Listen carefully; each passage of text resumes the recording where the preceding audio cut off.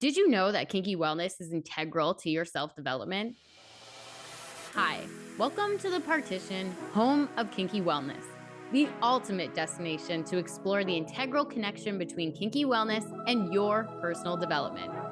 I'm your host and kinky wellness coach, Dana Shergill, and each Monday I bring on a special guest to dive into specific aspects of kinky wellness.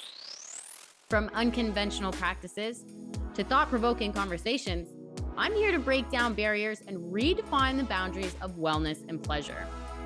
Don't forget to join me for my solo shows on Wednesdays, where I explore even further into the multifaceted layers of kinky wellness. So let's strip away the shame and taboo together and have an open conversation about it. Hey, and welcome back. Today, D20Domme and I are getting right to the point and setting the record straight on two of the most controversial and talked about kinks within BDSM and kink: pet and age play. D20Domme has a PH.D. and is a professional human behavioral expert, an alternative lifestyles coach who was previously on the show to talk about the importance of self-awareness and ways to live more authentically in episode 91. Today, we remind you that appearances can be deceiving and not everything within BDSM and kink is what has been projected to you. So let's get into it and welcome back D20Domme. Welcome back to the show, D20Domme. How are you doing today? I am doing fine and feeling good. How about you?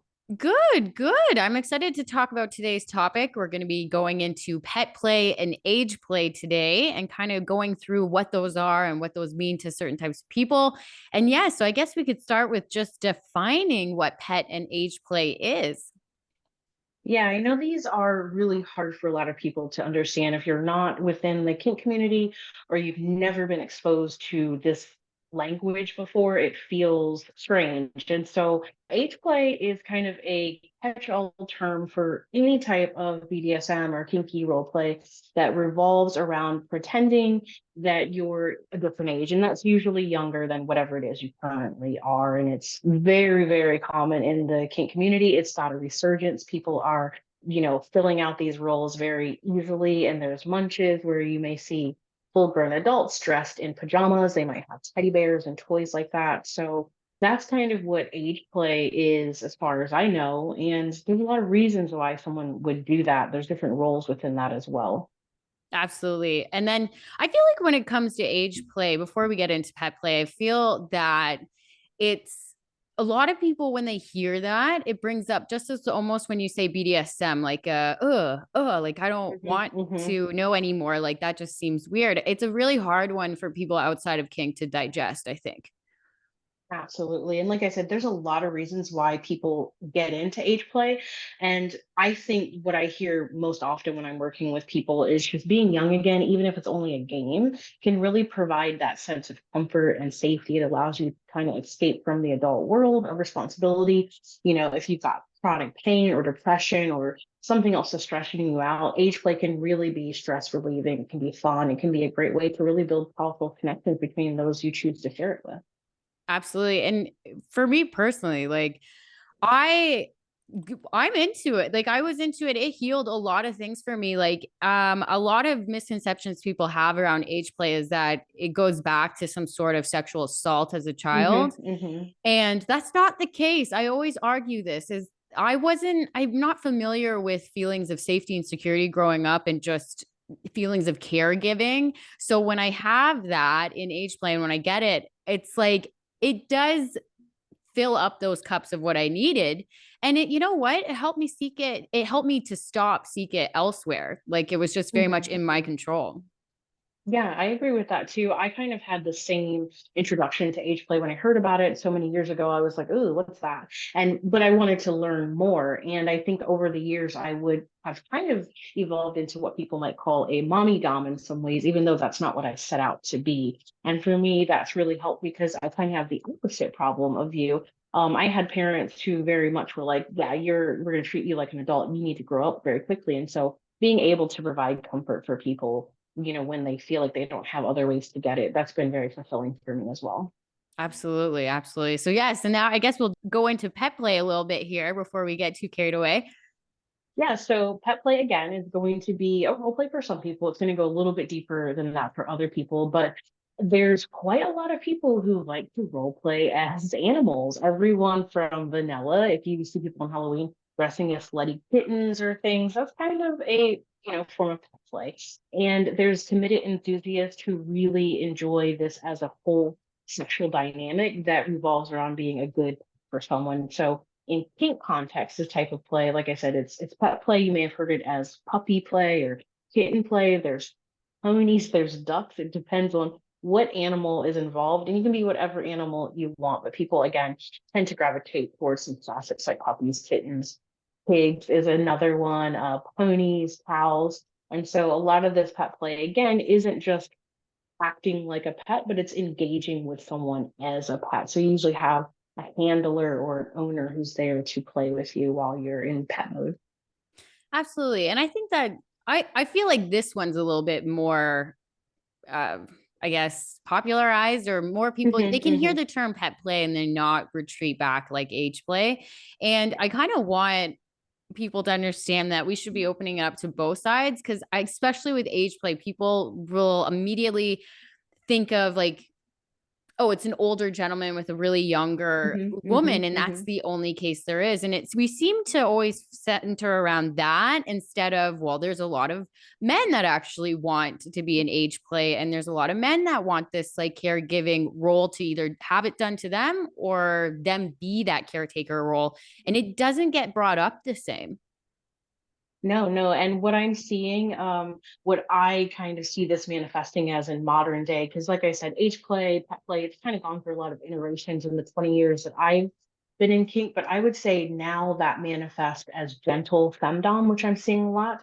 Gentle femdom is very close to what I would say a mommy dom is for a lot of people. They're looking for that gentle side. They want the sternness, but they also want to feel like they're being cared for. And I say this all the time, like age play, pet play, it doesn't matter what age you are. You can act however you want. You're an adult. This is between consenting adults. And it doesn't always mean that there's some sort of trauma or sexual perversions that people are working through when they're acting in these roles and in these mindsets. And so that's a big thing that I like to advocate for. Yeah. And, I saw a CSI episode years ago and it was like, a grown man in a diaper. And I feel like that's the only thing too that they Yep. realize. And I was over the summer, I was at an erotic edge deli event in India and they had one about age play and it was still the same thing. Mm, Like as much as I was happy that there was at least, I don't know, I have mixed feelings about it. I'm kind of happy that it was there, but in the same breath it was the same film and narrative that always gets put out. It's like this no. diaper thing and that's not the Yep. case. And so No. I don't know how I don't I'm happy it was there. I'm kind of but in the same breath mixed Yeah. reviews because that seems to be the stereotype of what always gets pegged for. Absolutely. And it's important to that we say it. Age play is not pedophilia. It's a kink. Pedophilia is something different. In this case, again, it's going to be consenting adults who know what they're doing, not a child being groomed and then taken advantage of. And so a sexually developed human being behaving in a childlike manner to foster these feelings of trust and powerlessness is not pedophilia. And I have to say that a lot. And I also have to remind people just because you see someone doing age play, that doesn't mean it's sexual. It can be sexual or non-sexual. For a lot of people, there's nothing sexual about age play.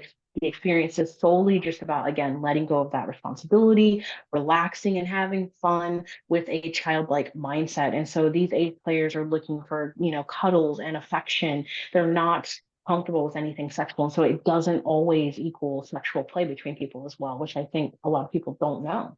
Yeah. Yeah. I think, and it always comes back to that within BDSM and kink. It's always, oh, there's sex involved, there's sex involved. It's like, no, there's not. Even with pet play, you can get into just the full body range of movement, different sounds. This is really encouraging you to kind of reconnect to this is encouraging you to reconnect to your imagination in ways that we used to. We used to Yeah. do these things. Yeah. And I have right now, I have a puppy boy and I have a kitty boy. So I've got two pets in my care. And we don't do a lot of sexual things when they're in pet mode. Being a puppy or a kitty or a pig or horse or whatever, again, for them, it's distressing. It lets them be happy and they can be playful and they know commands and they get, head. pats and treats and things when they please me. And it's another way for them to express what they need without words sometimes, which we really do value. Yes. And there's some things that we can't even express in words. It just doesn't come out the same. You could use the same reference of why we listen to music in certain ways. And it's the same thing. Like Mhm. there's some things that we really can just act out, sound out, and be creative that words can't ever get there. No, no, no. And that's what I like about it. It kind of takes you out of the usual mindset that we're in, especially when you remove words or you remove the way that we're used to communicating with each other. The minute that element is removed, it makes you tap into something deeper. It makes you, again, we talked about this when the last time I was here, this self-awareness, right? It helps you figure out what it is you want to express, but maybe not the way you're used to expressing it. Yes. And that's another thing too. I think getting comfortable in allowing yourself, giving yourself permission to express in ways that aren't just verbal can be almost intimidating because you are entering this territory where it's just that's not the norm.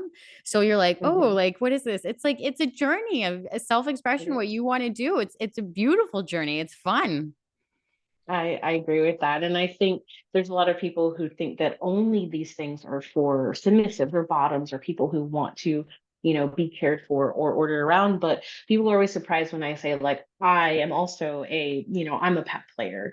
I'm a top player. And when we're in pet mode, I'm like the top dog or the top kitten, and I'm in charge and I have to use other elements to convey that I want my boys to follow my orders or do certain things. I'm scratching them or I'm biting them. I'm bringing them to where I want. And I often hear people get confused and say like, "Oh, isn't pet play just bestiality? And isn't it always humiliating?" And no, that's not the case. A lot of again participants are going to be participating with non-sexual desires and there's just specific things that people are looking for in these types of play that I think unless you're open-minded enough to listen and try it, that you won't get on the surface. You won't understand. Yeah, when it comes to both of these, you have to be willing to sit and listen for a moment. Like, this isn't our knee jerk reaction is to immediately judge and try to fill in the blanks as to why someone might be in these play types. And that's the Hmm. wrong way around it. Like, it's just one of those things like you have to come to the table with complete, like, I don't know. So I'm open to knowing. And it's always different for each person. Hmm. Absolutely. Our biases get in the way of a lot of things. And when I have an adverse reaction, I just shared with you when I first heard about page play, I was like, ooh. But I stopped myself and was like, why do I have this aversion? What is it that I think I know about this? Let me, confirm this or, figure out if I was completely wrong. And I was wrong. And so I do urge people to take a step back and figure out why something might give you the ick or that aversion to it. And then dig deep and figure out if that's true or if that's your own biases coming forward.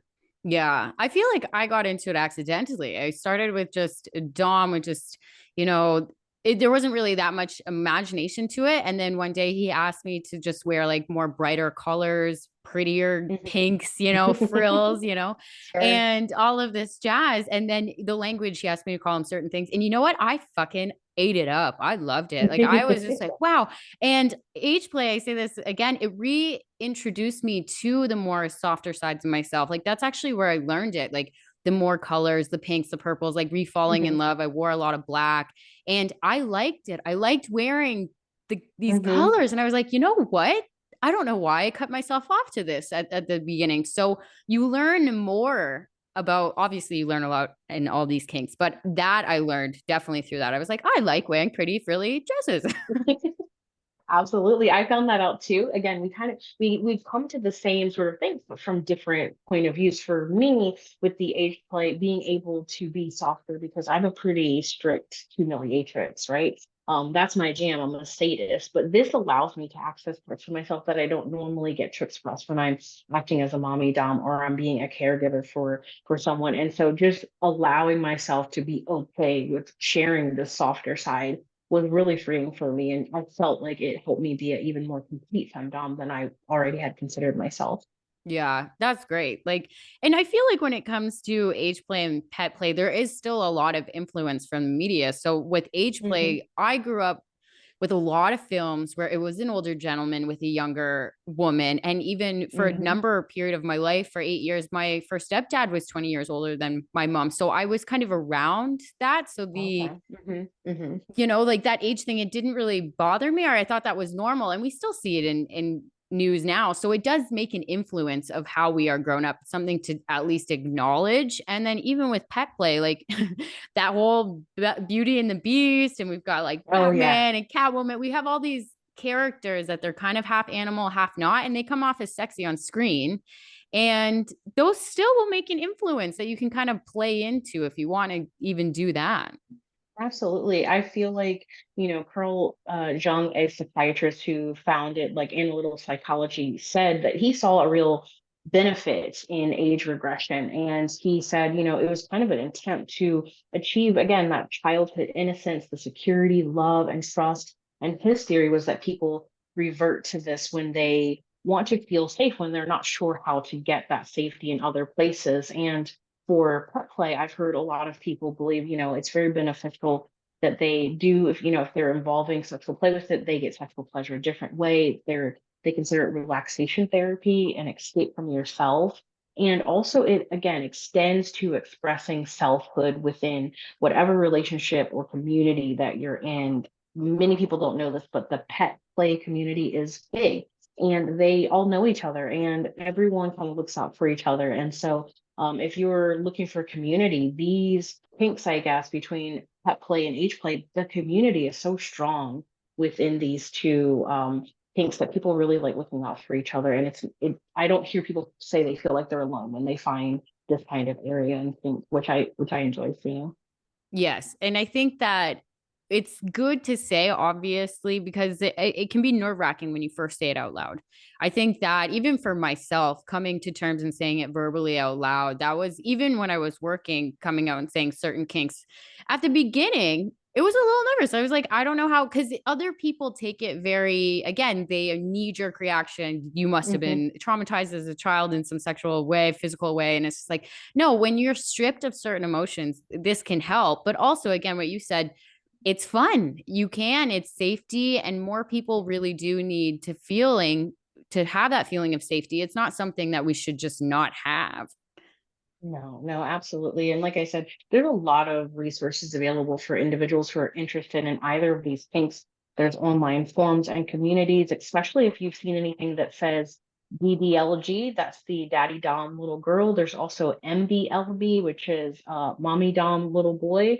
And these are all under the same sort of umbrella of community. There's a lot of communities on Reddit and FetLife that cater to this. There's workshops and events that also will kind of give you the one-on-one on this kind of stuff. There's tons of books, articles, and podcasts like these. I also write about it on my website, but there is support and there is more than just you out there. Like I always tell people, if you are attracted to something or like something, I can guarantee you there will be other people who also are into it as well. Totally, totally. And even I know that Esther Perel in one of her books, she mentions that a good exercise that couples can use to practice with leading and submission in a relationship is the collar technique. So, like leading Hmm. someone with a collar, and you could totally, it could be BDSM, but you can add imagination on top of that and make that into a pet play thing. And so it does give more depth to your relationship because you do have to have this kind of power exchange going on, and that is healthy. Yep, yep, I like it. And my quickest way to sort of get someone in those mindsets, depending on what it is, when we're talking about pet play, is I remove the use of their hands, right? I put my boys in their mitts, and then they don't have access to hands, and that changes everything. That changes how they can do things, and they're looking again to me to help as an owner or as their handler. Yeah, and it's cute because you can always personalize these things, right? So Hmm. everybody loves like collars and you put your name on there, like, please Yep, return to, things like that. yeah, And no. I think that it's fun and we have to take a level of seriousness kind of out of it. It's not fully serious, guys. Like this is for all sorts of things. No, yeah, and I think that's what makes it so healing. I think there are some kinks that the minute you get in it and you find your groove, like you said, you're kind of like, okay, I do like this. And It's because it's playful, it's playful, and being playful is really healing because we carry so much throughout our day-to-day lives as adult people, being upstanding citizens, hopefully. And it's stressful, right? It bogs us down. And so these types of kinks, it really taps into things that we have long forgotten about, or we think that we shouldn't be doing because, that's for kids. And so just the ability to let go, the more you can let go in most places with kink, the more benefits you're going to reap from it. Yeah. And letting go, I if you're not letting go, you must be like really tense. I feel like if you're just somebody that can't let go, you are just wound up. And that is just going to put so much pressure on your nervous system, on so much things. Mhm. And you do need an outlet to let go. And a lot of the time, what I love so much about sexual wellness is that you can do it like in your home. Like you don't have to Yep. go somewhere. You don't have to go get a gym membership. You don't have to join a team. Nope. This is something that is totally in your control. Absolutely. And I also say, not unlike some space or little space, but these things are kind of similar. They put you in this mindset and it lets you shed the shackles of normalcy and simply be yourself. And I always hear people say when they first want to do this, like, I feel silly.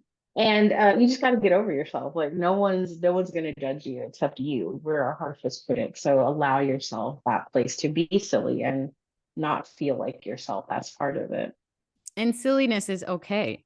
It's It okay. is. Like It is. and with HLA, it goes like to other avenues, right? Like you could just be drawing, you could just be Hmm. playing, like it just there are activities that you could be doing. So it's not necessarily, and yeah, it's just dressing up for a lot of things. And it's just putting Yeah. on this other umbrella of like, okay, today I'm just not gonna care about the outside world. Yeah. And the guilt, don't let the guilt get you. I work with some people who say they feel like they are relying on it too much, but I absolutely believe that it's a coping mechanism for stress, for behavior related, medical or mental health conditions. And sometimes it is promoted in certain psychotherapies that we do regress, that we do try to put ourselves back in a different mindset than where we are now so that we can work through healing. Like allow yourself space without guilt. There's nothing wrong with you finding out even more about yourself. I always say that, like, you're going to be your greatest discovery. So don't feel guilty about doing that. And that's very true. Guilt is heavy. And I think that that comes from a lot of outside sources because, like, we're made to Mhm. feel guilty about what we want to do. And so we just ignore it. Yep. Yep. And that will make you so unhappy when we don't do the things that we really want to do because we're letting other people's opinions of us affect that. That comes around as low self esteem, as depression, as anxiety. And that's not yours. That's other people putting their ideas on you. You don't have to accept other people's ideas about you. Yeah, absolutely. So when it comes to pet play, like what major things have you heard, I guess, in your practice of what people get those feelings out of in a general context? Generally, people talk about how lighter they feel. And the mindset is almost like a meditative state. I truly believe in movement meditation. I'm not one of those people who can just sit and be still and meditate. But when I'm going for walks or runs, my mind is just kind of like on autopilot. I'm running, but I'm being able to think about things that maybe I didn't have time to focus on. And so I hear that from a lot of people that they kind of view it as a form of meditation in a way that they get to really just relax and take a back seat or a front seat, depending on their role, with the acts that they're doing. And so I love that idea that this is a common thing for a lot of people. Yeah. Yeah. And movement is a big one. I know that we've mentioned it Mhm. earlier, but we are not supposed to be stagnant creatures. I feel like a broken record sometimes when I say that, but we are not supposed to just be still. I reject that notion. And I think, and it's hard, moving because if you sit for so long, you kind of have to slowly get into it, like that whole warm up before a workout. And that's what these things do. Like it's just loosening yourself Mhm. up. Absolutely. We do certain things before we get started. We get the pet mittens out, we get the ears out, we get the collar, the leash. Sometimes we have a muzzle. Sometimes it's just simply me brushing my kitty's hair so that he knows I'm ready. And that sort of puts him in the place where, like, okay, he's ready to like start being more like a kitten. Or if it's my puppy, acting more like a puppy, like just being able to allow yourself to move in a way that you're not used to is, again, freeing. Like Dana said, we should not be sitting as much as we are. And so any movement we can get is good, but this is especially fun movement. Yes. Yes. So when it comes to either of them, what are some key topics and points that you want people to know before, or if they're curious about entering these types of plays?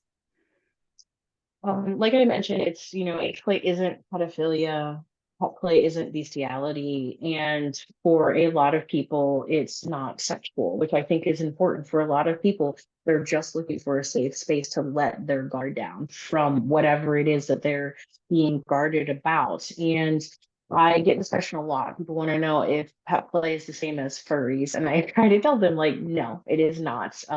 Furries, for example, are going to be, role playing or cosplaying as cartoon animals. And that's not the same thing as pet play. These are two different things. And so once you start having an open mind about wanting to explore these things for yourself, you will find the place that you belong. Some people come into it and they are like, I'm definitely a handler. And then they get in, they see how much fun the pets are having. And they're like, you know what? I want to do that. I want to get on all fours and do that instead. So it's really important that you just drop any preconceived notions you have about these kinks if you are genuinely interested in them, and know that you're not alone. There are other lots of other people who are interested in this, and you can tailor it any way you want with whatever comfort level you're okay with.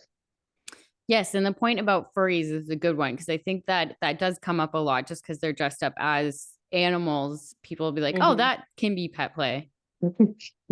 No, no, they're different. And that's kind of like a cosplay thing as well. And it's usually not sexual or anything like that. And I think, they're acting usually like fully autonomously. There's no one leading, there's no interaction between other people that's needed for them to enjoy dressing up. But for a lot of people who are doing this for kink, it's really important that they have someone or people that they can share this side of themselves with, and that they can feel safe either exploring this as, I want to be a leader in this role, or I want to be a follower in this role, especially if that's directly opposed to your vanilla persona. I hear a lot of people say, well, but I'm a boss at work, and so I should be a boss when I'm doing this pit play. And that might not necessarily be what you need. So be open to finding out what feels best for you. Don't get hung up on the labels.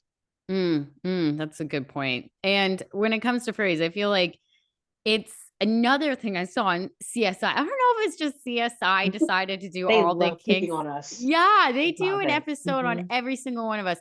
And they did one on furries and it was very highly like there was like a orgy thing and it was just Mhm, I don't mhm. know. And it's just when you meet people, it's actually not, it's so far from the truth that it's like, Oh, damn I it. know.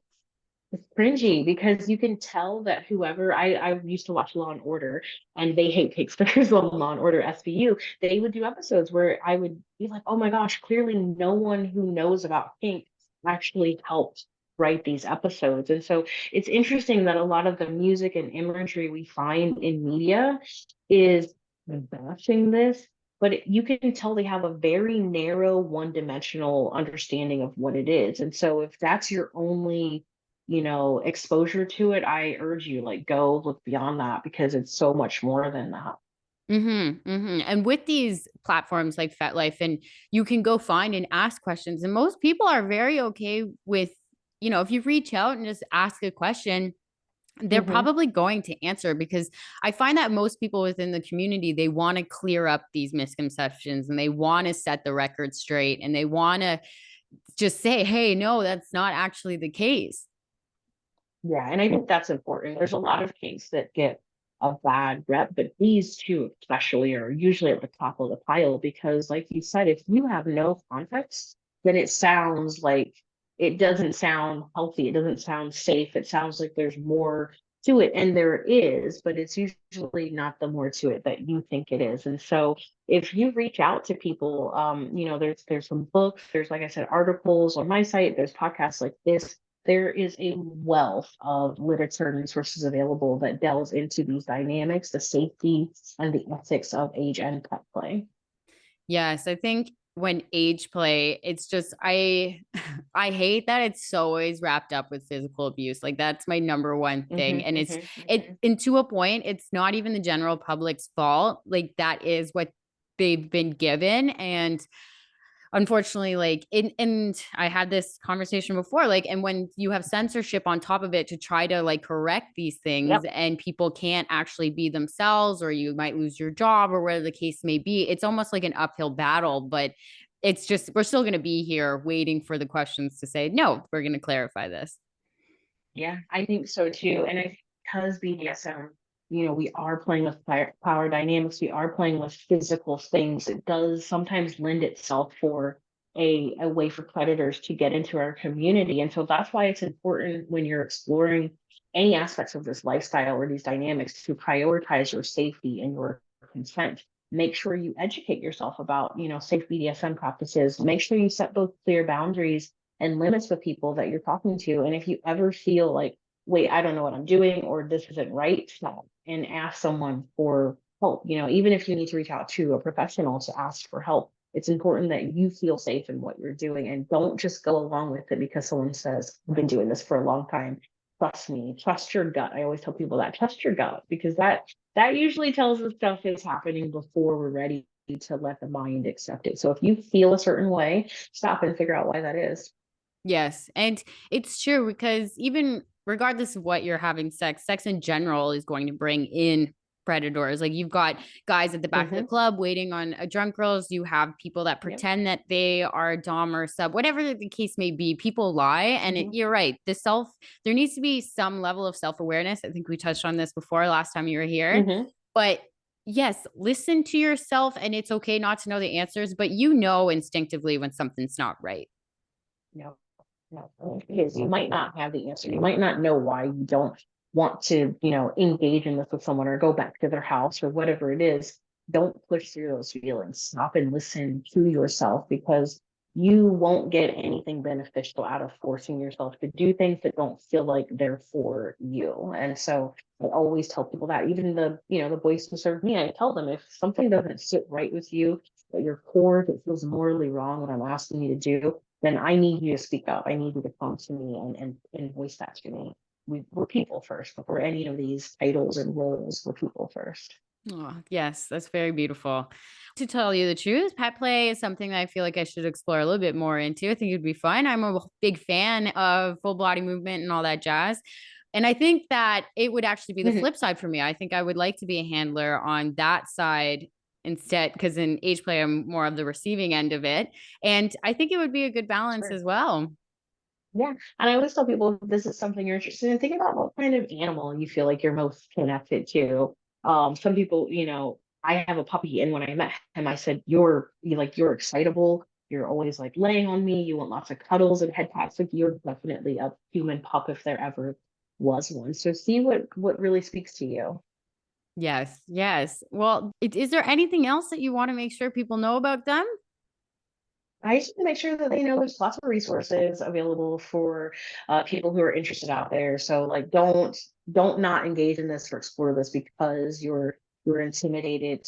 Especially for pet play, I say pet play should really be the gateway to not spanking because it's so easy to get into. There are so many people who enjoy pet play for just pickup play because it often is not sexual, and so it's a really easy kink to get into and then find your footing in it, so to speak. And so don't be scared to explore things that you don't know about yet. Go figure it out. Find out how it speaks to you. Yes, and until you try it, you really won't know. So, and it's again, we don't always have to go head first into everything when it comes to kinks. Like there are such things as baby steps. You don't have to bite off more than you can chew.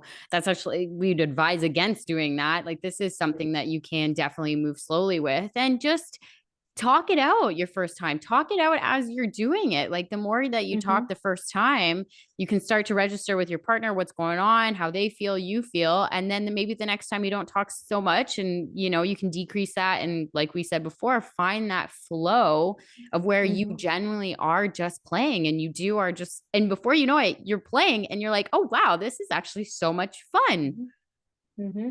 Well, so keep a journal if you're exploring new kinks or fetishes. Keep a little journal, and when you have engagement with it, write down what you really enjoyed about it, what you didn't, what stuck out to you, how you were feeling. I like knowing, like, were you stressed before we started this, or like were you tired? I like knowing those things so I can see if there's a pattern to it. But kind of keep a little log on your play and any experiences you have with these new kinks, and see correlation you see in things so that you can find the things that you like the most about it.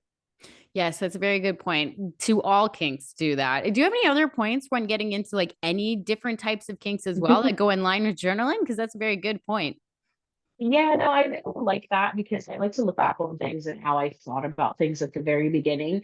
And, you mentioned taking baby steps into things. And, with age play and pet play, if you're interested, but you're like, I'm not ready to like actually do it yet, go to a munch, watch a pup party, see how people do act when they're in this, role in this mindset. Make sure it's okay that you're not participating. It usually is. But I always say, let's see real people do these things if possible first before you jump in.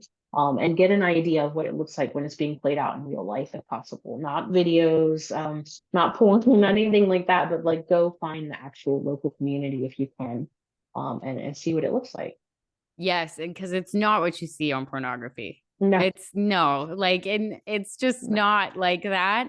And if anything, it's way more sillier than that. Like, it really is just like a big funny, like, and Hmm. you're laughing a lot. I feel like a lot of the time, just like these giggles or whatever is going up. And that's the other thing too, is like sound, like natural emotions will give you sound, right? Like when we cry or sigh or anything like that. And when we Hmm. are overwhelmed with joy, you're gonna laugh, you're gonna giggle, you're gonna be like, Yeah, what is happening? And those are all good things that we need to experience. yeah, and put that in your journal again. Put those things in your journal. I was giggling, like I felt happy, I felt elated. Put those things in there. I liked when I was called a good girl or whatever else, so that you can really hone in on what it is you enjoy most about this kink expression. Yes. And I think when it comes to like being called a good girl or a good boy, like as much as it can be ridiculed out in the general public or, in popular things like, oh, good girl, like it is good to be called good once in a while. Like you are somebody worth being You told deserve it. good things. Like this is just like Yeah. it's fact. And so you're allowed to ask and receive certain things that you need to hear in that moment. And if you're getting it through any type of kink, like that's a positive. Yep. Yep. And don't let people tell you otherwise. I think that's important what you've just said. Like you kind of deserve this, and we all deserve to hear these accolades about ourselves and praise. That's why praise play is such a big thing as well. You can incorporate that with age play and play. Don't feel bad about wanting to feel good. I tell people that all the time. Yes, that is a valid point. Don't feel bad for wanting to feel good. Yes. And as much as that's easier said than done, there is a lot of weight to it. But once you shake it, you become like this, I don't give a fuck kind of like, Yep. screw it, screw it. And there you go. There Mhm. you're just building up your confidence, people. Like, this is what we need. Yep, I agree. Absolutely. Well, this has been great having you back on the show. Thank you so much. This was so informative. And until next time, is where can my listeners find you? Have you anything coming up for you? Thanks so much for having me back. I love chatting with you. People can always read on my website from mundane to mistress, which is www.mundanemiss.com. I'm also on Instagram at the D20Domme, and I'm on FetLife as well as D20Domme. And feel free to reach out if you have any questions about pet play or age play or anything else. What I've got coming up is I will be at Dark Odyssey Winter Fire. So I'm very excited about that in the new year. Wonderful, wonderful. Well, for my listeners, you guys know what to do. As always, stay kinky.